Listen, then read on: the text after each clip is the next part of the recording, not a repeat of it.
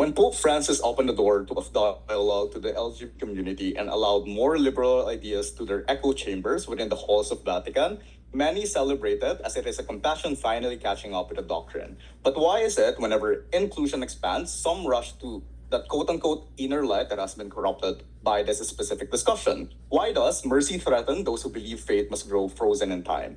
And if a single gesture of openness can unsettle all of these individuals, what would happen if the church removed even further from radical empathy and reform? That is the question that is clear from opposition, which still gained no response from them. Four glaring questions that remains unanswered in Gulf. One, if divinity is purely internal and subjective, what mechanism exists to prevent extremist and harmful interpretation from claiming equal legitimacy under the banner of inner light? Because the claim coming from them is simply unmechanized and is also disconnected from what their prime minister is stating. Two, without centralized interpretative bodies, how does your world resolve doctrinal dispute at scale without fragmenting into countless incompatible belief systems? All of these questions remains unanswered in Bob, but I'll deal with them in clash. But sure, let's first move to the first issue then. On the issue of liberalization of narrative, in which I will deal with the claim of polarization. The first line of case from Gov under this clash depends on how they clear subjective interpretation and personal clashes with their religion. First flip, if your religion does not cater to your belief, then it is on our side where you have the incentive to opt out within this religion,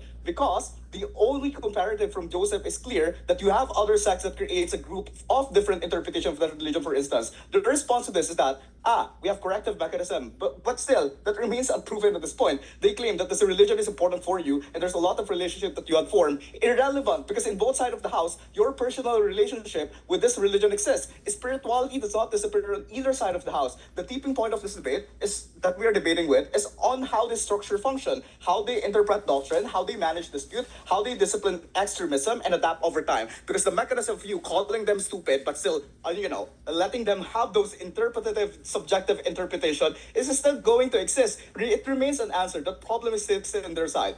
Personal relationship with faith are constant across both models in this debate. What differs is the presence of absence of coordinated authority. In their side, if majority of people in their side claim that their inner light tells them that their subjective interpretation of the religion justifies homophobia at large, how do you hold them accountable? What are you going to do? Just ignore them and vibe with your own interpretation because you won't opt out, you won't have any competitive metric? So, it's clear from LO alone that you cannot appeal to higher interpretative authority because you do have deliberately dismantled mediation. You cannot cite institutional doctrine because that doctrine in itself is now subordinate to all of your personal revelation. So the problem of having a lot of bigoted people under your religion is the tipping point of debate. It is clear that it is in their world where you don't have a discussion chamber to tackle that mediation because you've decentralized religion and all of its sects in itself.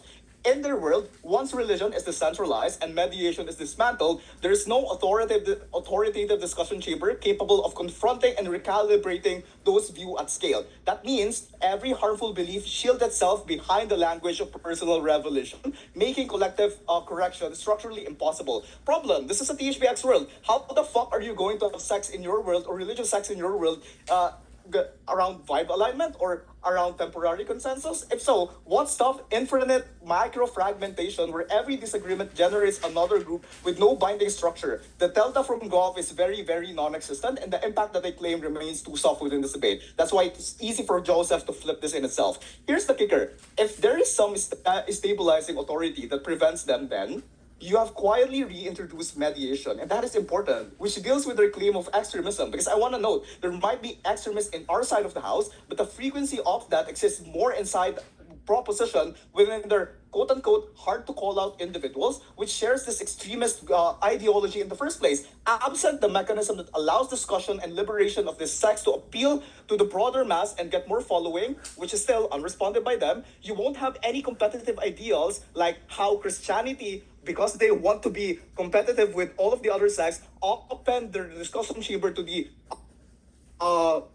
LGBT community because they want to gain more following. They want to appeal to broader mass. Next, on the visibility of extreme ideologies. In centralized religious system, extreme sects are identifiable and precisely because they deviate from an established doctrinal core. But sure, I'll take the POI.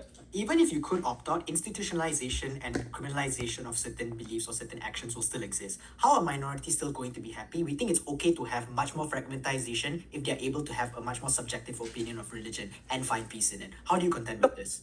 The problem is those subjective interpretation of your case wouldn't be contested. You won't hold them accountable. You can't see that this specific group is bigoted because they go in with pluralism. So again, moving on to my case. In your side of the house, extreme sects are in our side of the house, extreme sects are identifiable precisely because they deviate from an established. So the existence of a recognized orthodoxy, which embarks all of the minority, for example, creates a benchmark against which fringe interpretations can be measured and labeled as extremist. So that visibility enables internal correction, like all of those public denunciation that you have, and the fact that you know that they themselves are extremists in the first place allows you to call them out. Centralization, therefore, produces a competitive mechanism, like how you can have different scholar councils and institutions that contest harmful readings within, which limits their legitimacy because you don't empower subjective interpretation. So in a decentralized inner light world, shared framework which limits their legitimacy hides all of this within their private quote-unquote subjective interpretation. So Govitz is right that religion can be weaponized to justify bigoted ideals. The problem and the flip in our world is that